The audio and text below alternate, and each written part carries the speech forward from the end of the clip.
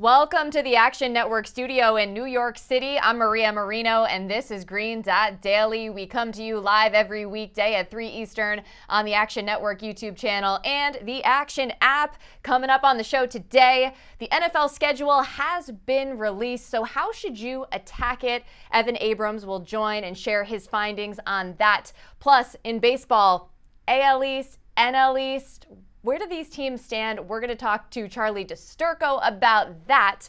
And as always, we'll have plenty of picks throughout the show. But we're going to start in the NBA. For the first time since 2020, the Nuggets have advanced to the Western Conference Finals, beating the Suns, who have fallen short of a title the last 3 years as a 2 seed, 1 seed, and 4 seed, respectively. Here was Monty Williams after the Game 6 loss. 81 points in the first half was deflating to just see them score like that and, running down the floor, getting easy buckets. That falls on my shoulders, not having us ready to play at the highest level in the biggest game of the year, bottom line. And to your point, that's just not who we are and who we've been. All right, let's say hello to Sean Little now. You know him from the Buckets podcast. By the way, sick background. Sean, what stands out to you about this Suns team getting bounced by the Nuggets? Because Monty Williams says it's not who they've been, but they've been this the last 3 years. What's up, MM? Yeah, it's not who they've been because the team that he was playing with hasn't been around that long. Obviously, we know we got gutted. Kevin Durant. Let's not get ahead of ourselves here. Kevin Durant only played 19 games for the Suns. Overall, they just didn't have the roster, the depth to compete with the Denver Nuggets. I think the story is more about Denver. I'm not sure if Monty Williams is the fit, and I don't know if DeAndre Ayton will be back or if Chris Paul will be back.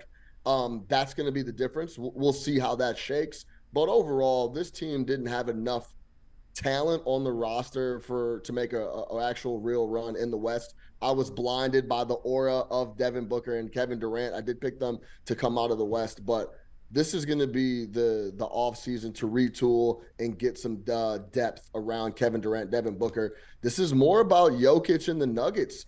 I mean, we talk about Jason Tatum, how poorly he played the first 3 quarters last night. We talk a lot of is Harden going to show up? What's Embiid going to do? This guy, Nikola Jokic, shows up every single game and puts in a shift. Jamal Murray compliments him really well. KCP played off the chain last night as well in a closeout game. They have a deep roster. Even Christian Braun, the young kid from Kansas, is a dog off the bench, plays extremely well. Great defense. This is more about Denver to me than Monty Williams trying to work through a depleted roster and Durant only having 19 games to gel. I'm really glad that you're giving the Nuggets their flowers because I admit I'm a little bit hating on the Suns right now. And we're going to talk about the Nuggets as they continue to advance throughout these playoffs. But I think it's interesting that Kevin Durant, his last few playoff trips, he has been marred by the lack of continuity with his teammates. When he was in Brooklyn, you had people coming back from injury or Kyrie, in and out of the lineup. And here again, the continuity or lack thereof, has hurt Kevin Durant. But I just feel like, so 2 years ago, Suns go all the way to the finals. They lose 4 straight to the Bucks. I got to say, I was questioning Monty Williams at that point. And then last year, a 1 seed. We know about the embarrassing early exit to the Mavericks. So I do think there are some questions there for Monty as well. But definitely looking forward to see who else they surround Booker and Durant with. All right, my rant's over. Let's get into the elimination games we have tonight. So first up, the Heat trying to close out the Knicks. What are your thoughts? Yeah, this is going to be a very tall task for the Knicks to go into Miami and get a W. The number has been bouncing around 6.5 points, depending on where you're looking. But I think there's an opportunity for those guys to go down and compete, and we know the story. Home teams in Game 7s tend to win. So maybe the Miami Heat are under a ton of pressure and feel that at home, and the Knicks can can continue to compete. Can you feel my bias there, Maria? You feel me leaning to the Knicks right there. I hope the Knicks can go in and pull it off. I think it's going to be tough for Miami. To get into my best bet for this game, though, I like Kevin Love over 1.5 threes minus 130, and I'm also going to sprinkle that plus 3 threes plus 210. Since 3/13, March 13th, he's played 10 home games. In those 10 home games, he's hit 2 threes plus in 8 of 10 of those. The Heat are just getting up a lot of threes versus the Knicks. They're making the right pass. They're rotating the rock. The Heat shot 43 threes in Game 5 at the Garden. They're averaging 37 attempts here in the playoffs. I think they'll continue to get looks. Kevin Love coming off a 0 of 7 performance last time out in the Garden in Game 5. I think he bounces back, hits a couple and potentially 3. I like both. You know, it's so funny. As you were saying that, I'm like, he is due for a bounce back, right? Because he was abysmal from 3 at the Garden. And I thought to myself, what was he from 3? And you answered it for me. 0 of 7 from 3 for Kevin Love the last game. And we talked about this last time you were on the show, I believe, just the Scott Foster effect. This is a stat that we've had, around Action Network, probably provided by Evan Abrams, who's going to join us in our next segment. But he'd have lost 10 straight games. Scott Foster is officiating. So interesting there. You know, the extender is back. But by the way, as far as your Knicks bias, I mean, it's literally on the wall behind you. So it's fine. All right, Warriors on the road, where they have the lowest ATS win percentage for any team since at least 1995, also according to our research team. Can they force Game 7? I don't think so. I like the Lakers here to close it out. I think overall defensively, the Lakers have been impacting a lot of stuff at the rim, led by Anthony Davis. And I think it's similarly to the spot with like the Phoenix Suns where they didn't have enough. I don't think Golden State has enough offensively. They're going to need too much from Steph Curry, from Klay Thompson. We would need, if I'm a Warriors fan, to get Wiggins involved like he did in the last game. It's going to be tough on the road. I think the role players have been playing sensational for the Los Angeles Lakers. We know about Lonnie Walker. We know about Austin Reeves and those guys. This is a game where LeBron puts his impact on the floor as well. I like the Lakers to close it out and get the W versus the Warriors. It is going to be a very interesting spot because it kind of feels like one of those Game 6 spots, just like Philadelphia last night, where they don't want to go on the road in Game 7. I think they want to close it out here now, and LeBron and AD are going to be focused on doing that. Glad to hear AD is healthy. I think they get the win. Yeah, this is sort of a stay-away spot for me because we know the trend. Like I said, the road record, ATS 14-33, which is 29.8% for the Warriors. But, you know, can they buck that trend? I don't think so, just because I think this is who the Warriors are, to your point. But because it's Steph Curry, it's like I'm just not 100% sure, but definitely excited to watch. Sean Little, thanks for stopping by, my friend. Always. Thank you for having me. Moving over to the NFL, here are some notable matchups from the schedule, which was just released yesterday. You got Lions at Chiefs opening night. November 5th, Bills and Bengals. Super Bowl rematch later that month. Eagles and Niners early December. And Bengals Chiefs in the new year. With that, we bring in our Director of Research, Evan Abrams. You wrote a comprehensive breakdown of the schedule for Action Network. And one thing that you've noted is the Chiefs projected to be favored in every game this season, while the Cardinals are projected to be underdogs in every game. What else have you found? So thankfully, Scott Foster not reffing Lions Chiefs opening, so we can avoid that. But I think one fun question to enter into that game is a little trivia. So who is the most profitable quarterback against a spread in week 1 over the last 20 years? Crickets. It's not Patrick Mahomes. It's actually Jared Goff. So Goff is 6-0 against the spread, the only undefeated quarterback in week 1 more than 3 or 4 starts. He's gotten there. He's 4-2. He's 0-2 straight up with the Lions, but he has covered both of those games. Honestly, I think the interesting play with this open nighter is +7. It's actually disappearing from the market as we sit here, as you're kind of getting down to 6.5. but I think getting that 7 in that game, a little backdoor action, is possible. The one note you also kind of have to know here is Mahomes, 13-3 straight up, only 9-7 against the spread in September in his career, 5-0 straight up, 4-1 ATS in openers. So tends to get it done, but that number is a little aggressive. Well, it's interesting because I remember these talking points from last year with the Chiefs not being a great team ATS, and meanwhile the Lions being a very good team ATS. So I'll be looking forward to that. And by the way, how cool is it that you can bet this far in advance? It's like the beauty of the NFL that you already have these week 1 spreads, which is amazing. Any other week 1 spreads jump out to you? Yeah, so I think we kind of have to look at the biggest spread on the board, and it's not a double-digit favorite. It's actually right now about 9.5, and that is the Ravens and Lamar Jackson against Houston Texans. And I think the one note that's interesting, and we kind of talked about this last year, John Harbaugh and preparation tends to work together. So he is 11-4 against the spread in week 1s, and with 10+ days rest, he is 24-8 straight up, 18-12-2 against the spread. He is the best the best coach in our database in week 1s. He just does a great job with prep. And this 9.5, you might look at it initially and be like, that's a little high, but I think under 10 probably is the safe play there. I think they come out fast, and I think they store a ton of points on this Houston defense. So I think Baltimore right now is the right side, but hey, we got like 6 months. We'll figure it out. That's true. But I do think that Harbaugh and Lamar Jackson are going to want to hush up the haters real quick after this crazy offseason and just kind of show like, hey, we're back, we're whole, and we're going to be just fine. And speaking of, crazy off seasons, the Jets, Aaron Rodgers, they're headlining a lot of these matchups that we've seen. But the talk has kind of been how this is a tough start for the Jets. Yeah, so they didn't give Aaron Rodgers any presents. They didn't give him any favors. So in the first 6 weeks of the year, their first 6 games, they face top 4 scoring teams, and it's not going to be good. It's Buffalo, it's Dallas, it's Kansas City, it's Philly.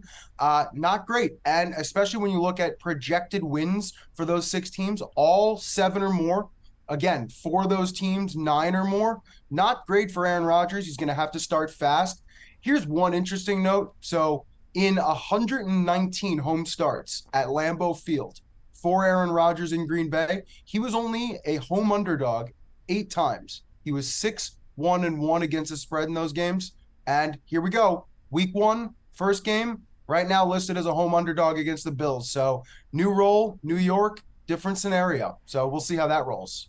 Yeah, and a different scenario for Aaron Rodgers in the sense that he is in the AFC now, and the AFC has been a much tougher conference than the NFC. So you're right, he's not getting any presents, but this is going to be an exciting time for Jets fans. And look, if you haven't, you got to go check out Evan's article because you have literally 30 different notes with stats and trends. So there is so much to take in and just so many more nuggets that'll help you get a nice early advantage in this betting market for the NFL season. Evan, thank you so much for joining us.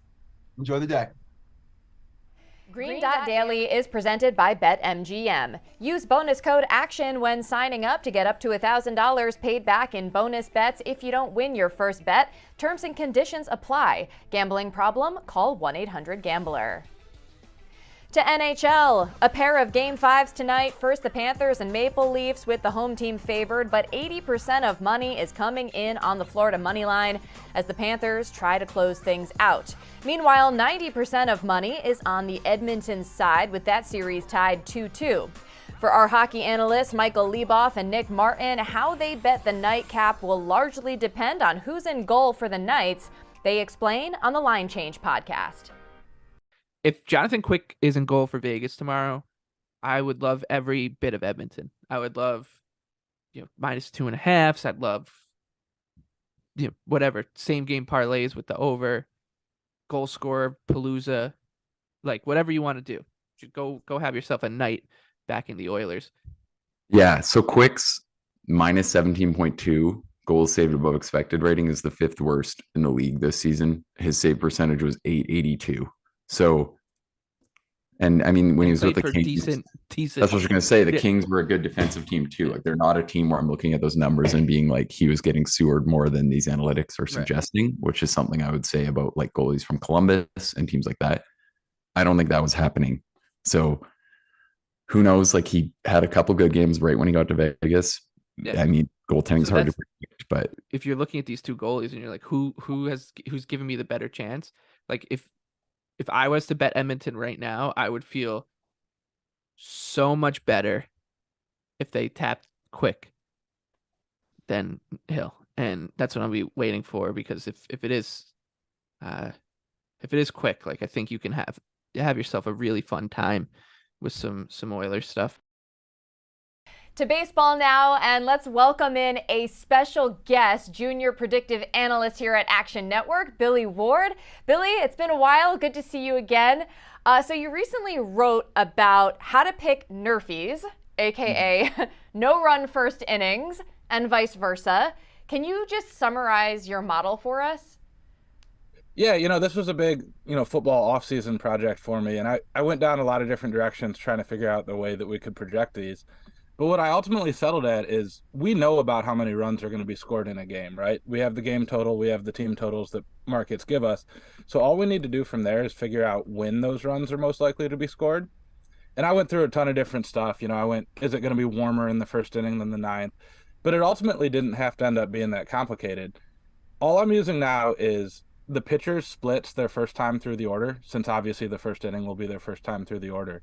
Most pitchers do a little bit better the first time through, but not all, and there's a lot of variability within that. So some pitchers are lights out the first time through, then kind of gradually slow down. Some pitchers, it's a lot closer.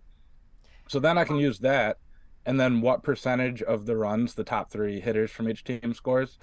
Obviously, the top three hitters have to come up in the first inning, and for there to be a first inning run, one of those three has to come across the plate. So again, that's something that varies pretty heavily by teams. You get a team like the Angels with Trout and Ohtani, their top three hitters produce most of their scoring, where some teams are more balanced through and through. So then we multiply that out with the total runs we think we're going to get, and that gives me a percentage chance of a run in the first inning or not. All right, I got you. So now that we kind of have an understanding of how to do this, we're going to ask you for your picks tonight, or for Friday's slate, I should say. But I am curious, like, what you just described, do you go through every single game and just see like what stands out? So prior to the season, I built a database of every pitcher's splits their first time through the order versus overall. And then I did the same thing with hitters. And just as we've gone through the year, I've updated that to include 2023 data. That's a little bit of a challenge with pitchers. One or two starts doesn't tell us much. But with the hitters, I just have a database of each team's splits. So then it's pretty automated from there. I just need to put in who's starting pitching, what the matchups are, and then what the game lines are. And it kind of figures out from there mean runs that we can expect. Sounds like you would be a good follow on the Action app with with all that going on. But who you got for today? Yeah, so the first one I'm looking at is the Astros White Sox yes at -110 at BetMGM. This is a really good example of what I was talking about. The White Sox starter is Michael Kopech. He's actually worse his first time through the order using 2022 and 2023 stats rolled together, which isn't common, but it's not unheard of that sometimes pitchers just do better once they get settled in a little bit. Obviously, being worse early in the game makes it more likely that there's a first inning run.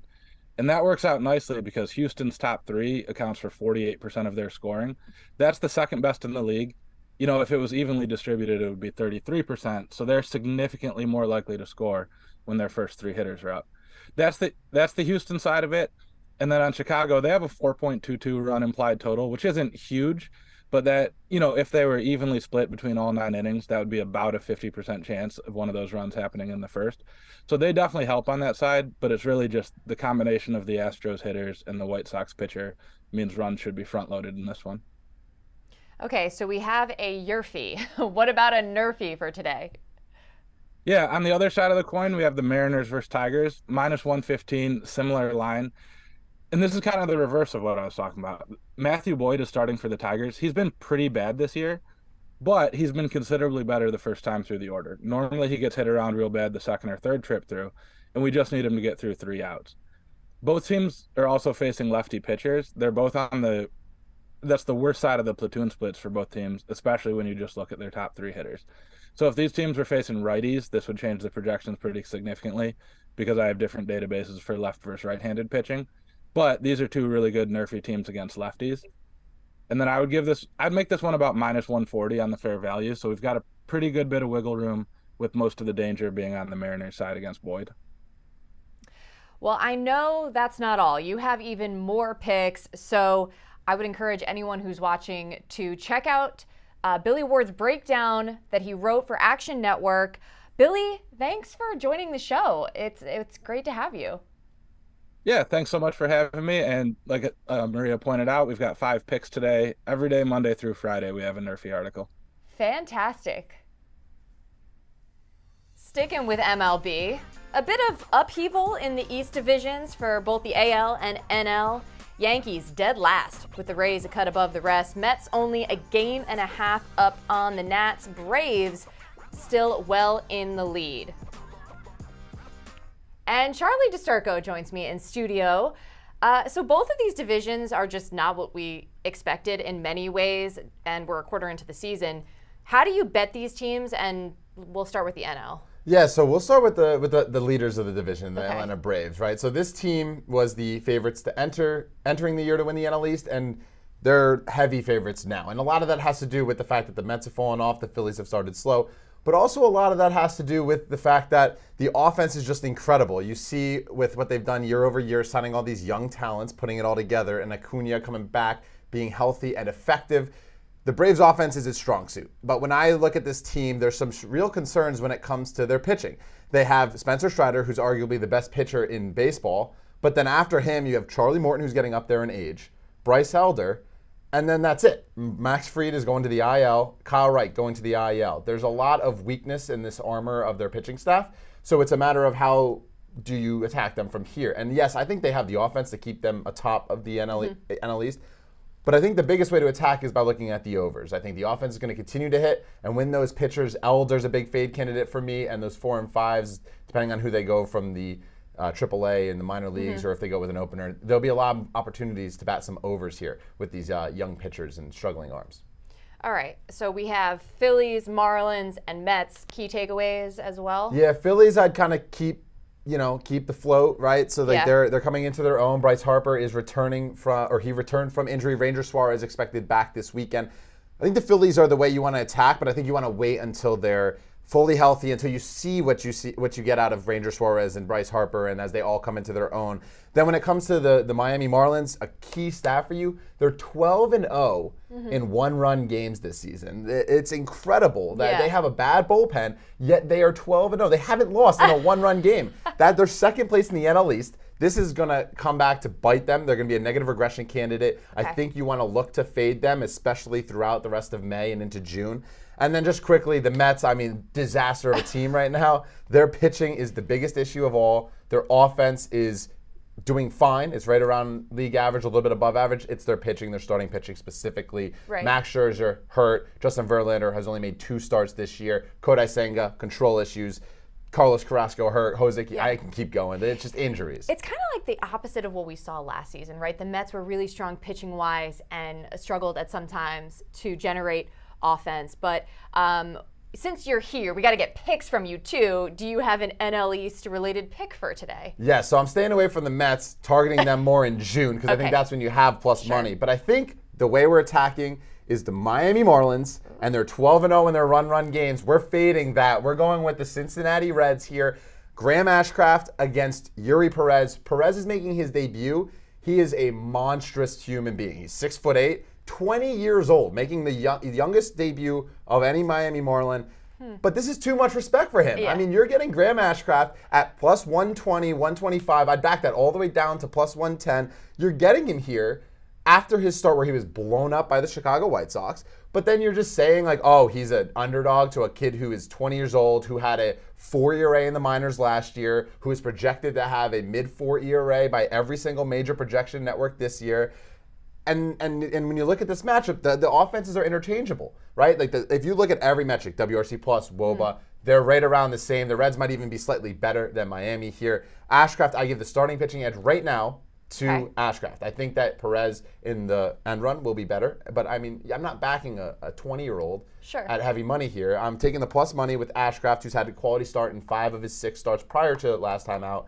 I'm trusting him. His slider has been extremely effective. As a 184 expected batting average and using it almost 40% of the time. So trusting Ashcraft to get right here, plus money, you can't turn that down. And I'm trusting you, meanwhile, but I do. Okay, AL East side of things. I mean, what is going on? I mean, the Rays, they continue to roll. Right. I mean, listen, if you told me the Yankees were 21-18 and dead last in the American East, I'd say you're crazy. Yeah. I mean, this team is fine. They're just fine. Don't be worried about the New York Yankees. But let's talk about the Rays in a second. But because they're playing each other tonight. But the Yankees, right? Judge and Harrison Bader return. Over the last week, they're the #1 offense in WRC+. They are just fine. Luis Severino is returning soon. Carlos Rodon, probably a month away. This team, 21-18, don't burn down the house because this team is in dead last in the American League East. There's these huge issues with other teams in this division, and it's not the Yankees. The Yankees are just fine. Judge, Bader, the offense will be just fine. Tampa, meanwhile, I think that you're going to find a great way to fade them, and it comes with the fact that now that they're such heavy favorites and they're such ahead of the lead in the American League East, they're becoming the Yankees of the last 5 years, right? They're becoming these -150 to -200 territory nearly every game, and you're going to get great opportunities to fade them at plus money. I think that down the stretch of the next couple of months, we'll be able to grab some good times fading them. I just think it's an unsustainable pace, and we saw already Jeffrey Springs go down with the injury. It's only a matter of time before they fall down to earth. Okay, well, you want to attack that matchup today with your other pick, yeah? Yes. So my pick, it's a little bit of a parlay here. Okay. I'm not a huge, parlay all the time guy, but a 2-leg parlay, 2 heavy juiced legs. I like the Yankees money line and Garrett Cole to get 6 strikeouts. And I'll start with Josh Fleming and the Rays, right? Fleming is taking the mound for him. They're starting with an opener, but Fleming is getting the bulk of the carry. He is a fade candidate. He has a 1.7 strikeout minus walk rate. That is like horrendous. That is one of the worst in Major League Baseball, all pitchers. He doesn't get strikeouts. He's in the bottom 3% in whiff rate. He has a 4.3 expected ERA. There are major concerns for him, especially for a pitcher that when he doesn't strike out and relies on contact, you'd be like, oh, maybe he has a deep arsenal. Maybe he can, have soft contact. Well, he gives up hard hits on nearly 50% of balls put in play. And that's a disaster against this Yankees lineup that #1 in WRC+, as I said, over the last week. Judge back, Bader back. They both crush left-handed pitching. So I like the Yankees to pull this one out, especially with Wander Franco's status uncertain. He left yesterday with neck discomfort. And then on the side of just Garrett Cole, I mean, he's one of the best pitchers in baseball. There's no denying how good he's been. 6 of his 8 starts this year, 6+ strikeouts. The last time against the Rays when he got beat up in the 5th and 6th and didn't make it out of that 6th, he still had 6 strikeouts despite the 5 earned runs that he gave up. And I think he's going to get it here too. You go back to last season even. 26 of 33 starts, he had 6+, 79%. So an impressive feat out of him. He's a Cy Young candidate, probably the best pitcher in baseball right now, especially with DeGrom's injury. So I think he is going to bounce back from a bad start against the Rays, and the Yankees make a statement at home. And as far as New York baseball fans are concerned, they'll have something to look forward to, perhaps with the Yankees, maybe not so much with the Mets. We'll see how it goes. Charlie DiSturco, thanks for stopping by. Always fun. Always a blast. All right. Remember, any picks we give out here on the show, you can easily reference by following Green Dot Daily in the Action app. We keep track so you don't have to. Green Dot Daily is presented by BetMGM. Use bonus code ACTION when signing up to get up to $1,000 paid back in bonus bets if you don't win your first bet. Terms and conditions apply. Gambling problem? Call 1-800-GAMBLER. That's a wrap for Green Dot Daily. I'm Maria Marino. Thanks for watching all week long, and I'll see you back here Monday at 3 Eastern on the Action Network YouTube channel and the Action app.